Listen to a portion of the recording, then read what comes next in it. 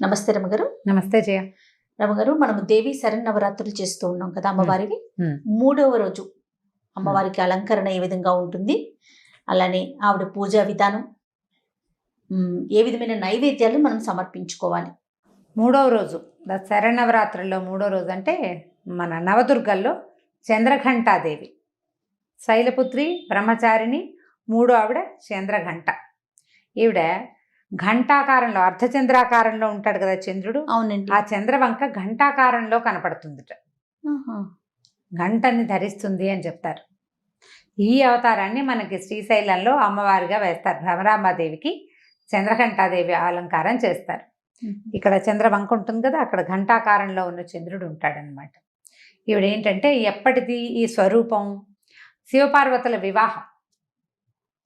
ముందు మొదటేమో ఆవిడ హిమోత్పుత్రికగా పుట్టింది, తర్వాత శివుడి కోసం తపస్సు చేసింది, తర్వాత శివుడు ప్రత్యక్షమయ్యాడు, ఆయన ఒప్పుకున్నాడు వివాహానికి.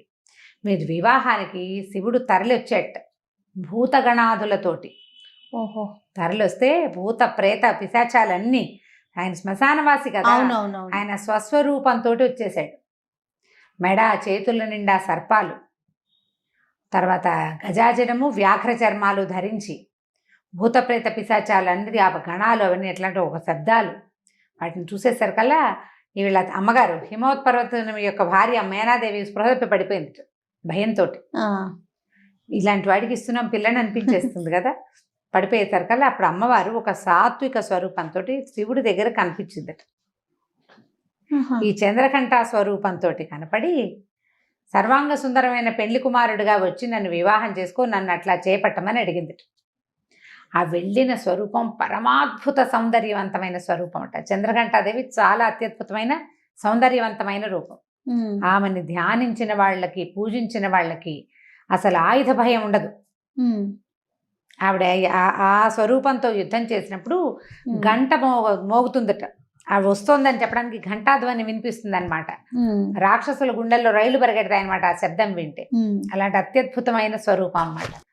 ఆ పరమాద్భుత స్వరూపాన్ని చూసి ఆమెకి అనురూపంగా ఉండాలని భావించి పరమేశ్వరుడు పెళ్లి కుమారుడిగా తయారై వచ్చాడు. ఎంత పరమాద్భుత సౌందర్యమో, సదాశివుడిలాగా తయారై వచ్చాడు.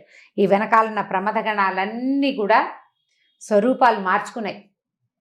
అమ్మవారికి పెళ్లికి శోభాయమానంగా కనపడడం కోసం, ఆమెకి ప్రీతి కోసం భూతగణాలన్నీ కూడా తమ స్వరూపాలు మార్చుకుని ఈయన అత్యద్భుతంగా పెళ్లి కుమారుడిగా తయారయ్యి వచ్చారనమాట.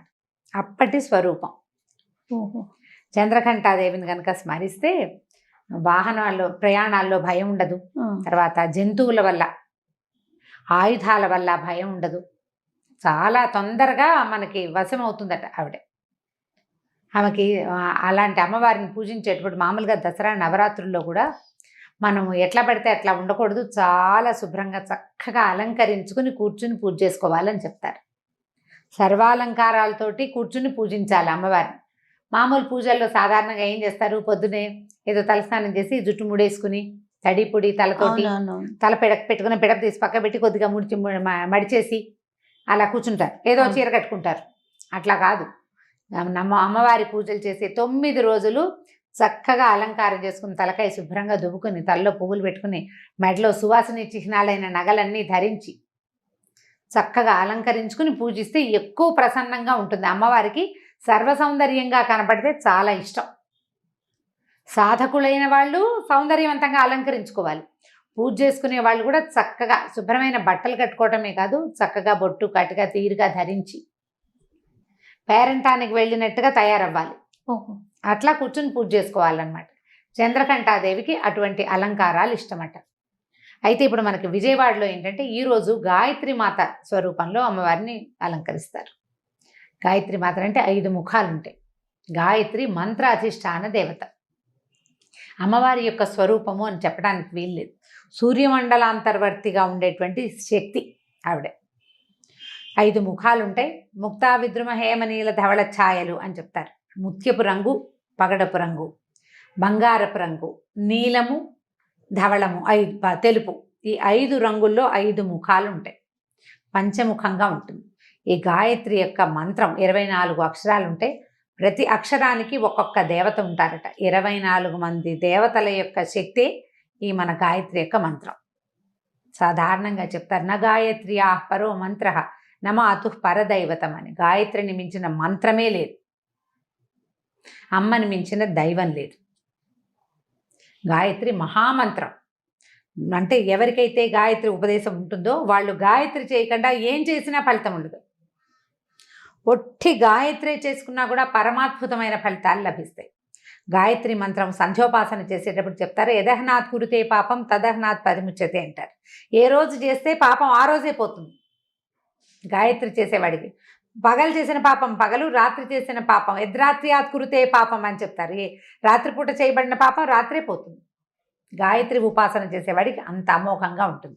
అయితే అందరికీ గాయత్రి మంత్రం ఉపాసన ఉండదు కదా. గాయత్రి మంత్రం ఎవరికి ఇస్తారు? సాధారణంగా ఉపనయనం అయిన తర్వాత బ్రహ్మచారికి ఉపదేశించబడేది మహామంత్రం గాయత్రి. మామూలుగా మనం గాయత్రి మంత్రాన్ని పిల్లలకి చెప్పించేస్తాము. కార్లు వెనక్కి వస్తుంటే వాటి దాంట్లో కూడా గాయత్రి మంత్రం పెట్టుకుంటాము. అలా అనడము వినడం వల్ల పెద్ద ప్రయోజనం ఉండదు. ఏదో మనం సంతోషం కొద్దీ చెప్పుకుంటాం. నిజానికి గాయత్రి ఉపాసన ఎలా కుదురుతుంది? గురుముఖత ఉపదేశం అయిన వాడికి పూర్తిగా ఫలిస్తుంది. మరి మనబోటి వాళ్ళు ఏం చేయాలి?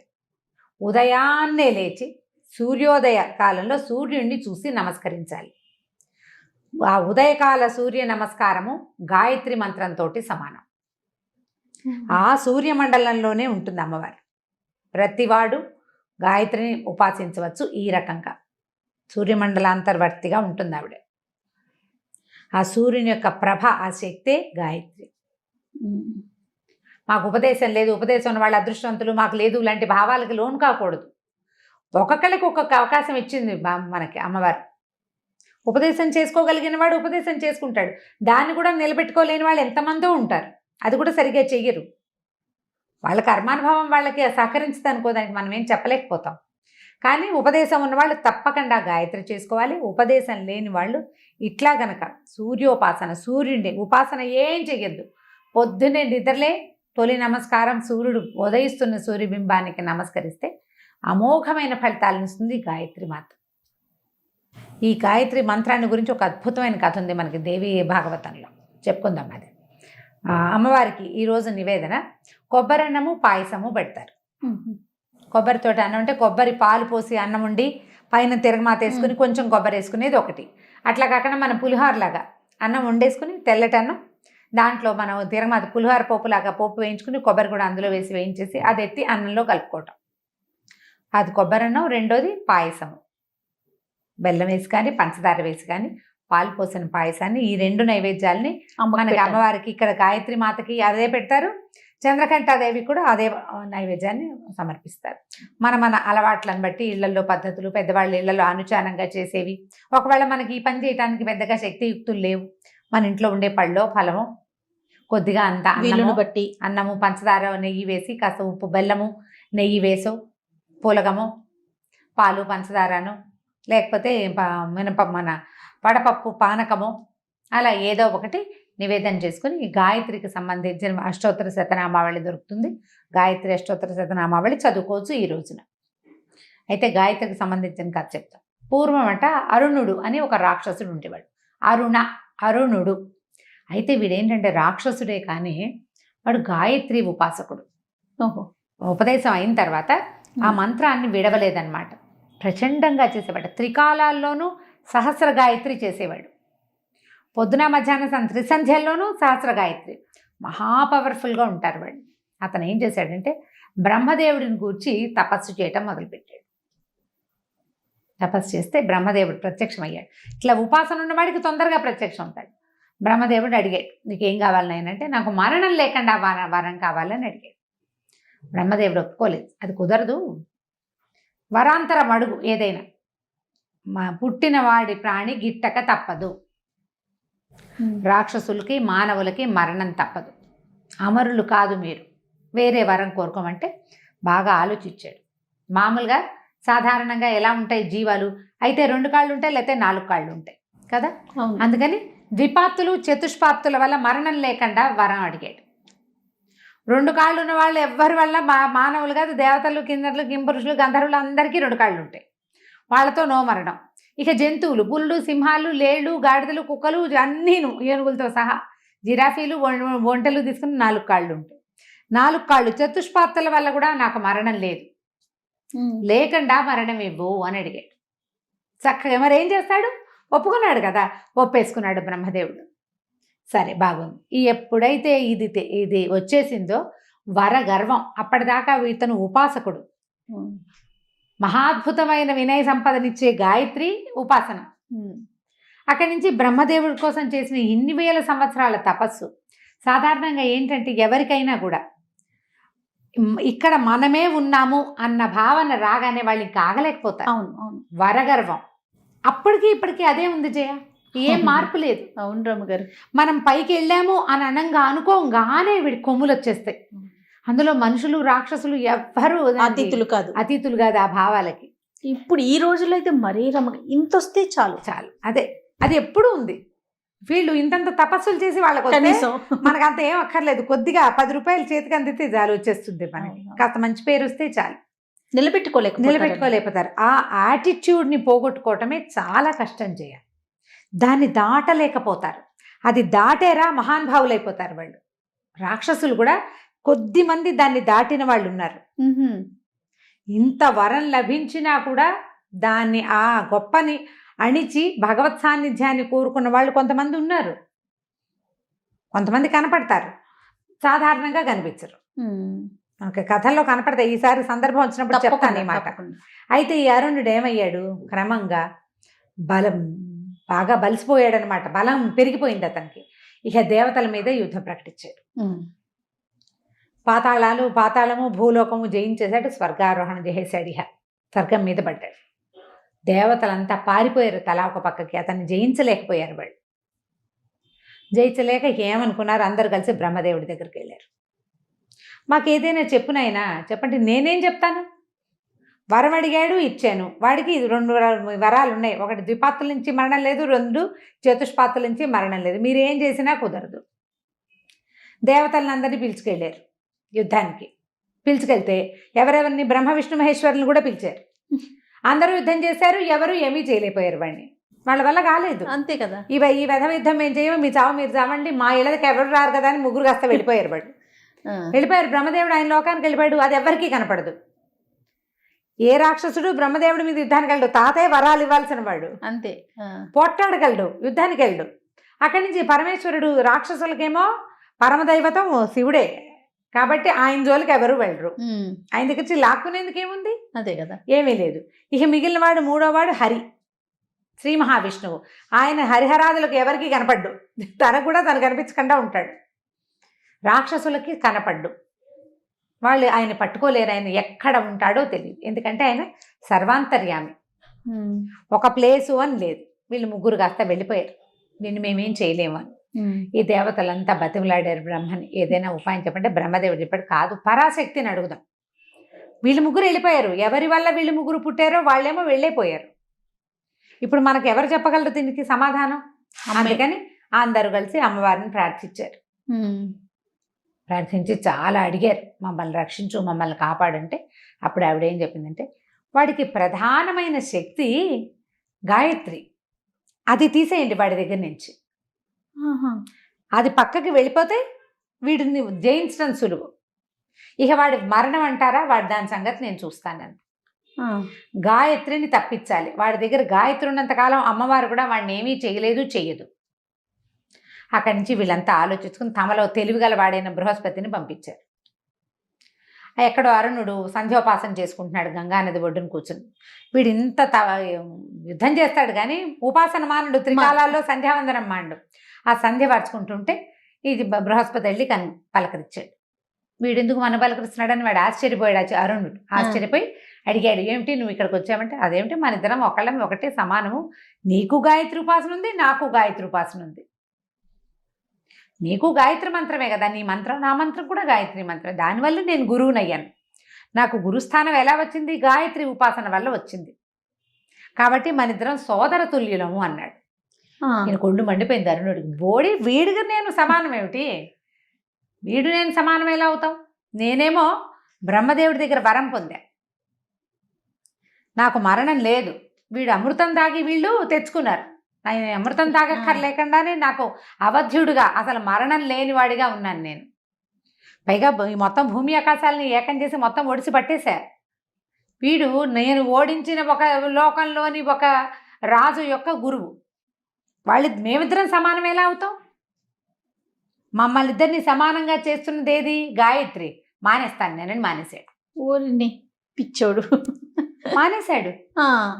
మనిద్దరి వాడితో నన్ను సమానం చేసేటువంటి క్రియ ఏదైతే ఉందో అది నేను చెయ్యను.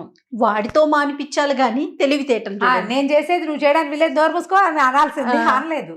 అలా అహంకారం తలకెక్కితే అన్ని వాళ్ళ ఆలోచనలే కరెక్ట్ అనిపిస్తాయి. అదే కదా, తలకి పొగరు ఎక్కిన వాడికి తను ఏది ఆలోచిస్తే అదే కరెక్ట్ అంతే. దెబ్బకి గాయత్రి ఉపాసన మానేశాడు. ఉపాసన మానేసరికల్లా బలం తగ్గిపోయింది.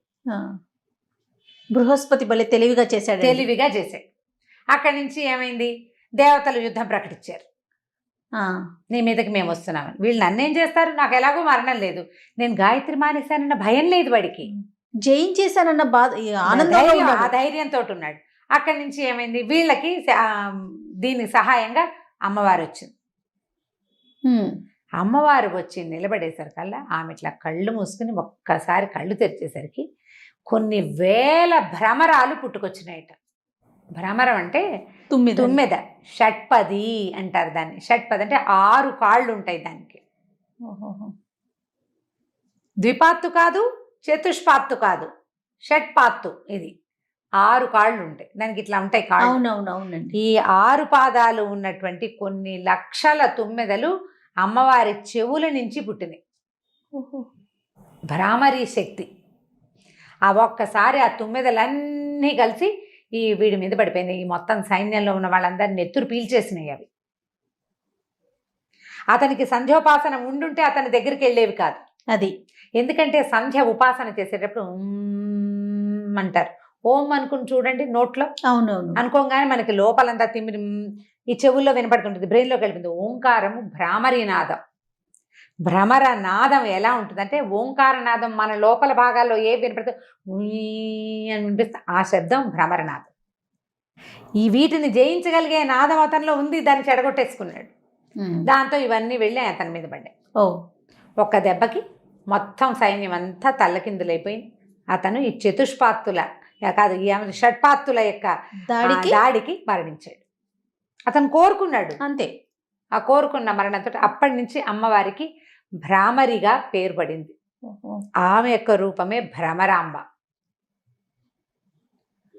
మనకి లోపల నాదించేటువంటి శక్తి. మనం ఊపిరి తీసుకుంటాం, కళ్ళు మూసుకుని ఊపిరిని లయబద్ధంగా ఊపిరి తీస్తుంటే లోపల ఒక శబ్దం వస్తుంది సన్నటి. ఆ శబ్దమే భ్రమరనాదం. అప్పటి నుంచి ఆ అమ్మవారిని భ్రామరిగా తెలుసుకున్నారు ప్రజలు. ఆమె దగ్గర ఇలాంటి శక్తులు ఉన్నాయి. ఈ శక్తితోటి వాడిని సంహరించింది. దేవదానవులంతా దేవదుందుభులు మొగిన దేవతలంతా పుష్పవృష్టి కురిపించారు. అమ్మవారు మణిద్వీపానికి తిరిగి వెళ్ళిపోయింది. ఎంతటి వాడైనా సరే ఈ ఆద్యశక్తికి లోబడవలసిందే. ఎంత తలకిందులైనా నువ్వు ఏం చేసినా ఎక్కడో ఒక చోట నువ్వు ఆ శక్తికి దొరికిపోతావు. అది తప్పదు. ఇంత తపస్సు చేసినా చివరికి వాడాలి మూర్ఖత్వంతో. ఇది కూడా మనకి దేవి భాగవతంలోనే చెప్పబడింది. ఇది ఒక కథ. ఎంత అద్భుతంగా ఉందో రమ్మగారు. అంటే వినే కొద్దీ వెళ్ళే కొద్దీ చూసారా కొత్త కొత్త విషయాలు, ఎన్ని ఆధ్యాత్మిక ప్రతి అంశము ఒక కథే కదా రమ్మగారు. మనం మాట్లాడుకుంటూ గనక వెళ్తే ప్రతి ఘట్టంలో తెలుసుకోవాల్సిన విషయాలు ఒక కథ. అందులో మళ్ళీ మనం నేర్చుకోవాల్సిన విషయం. అవునండి, నేర్చుకోవాల్సిన విషయం చాలా ఉంటాయి. నమస్తే జయ.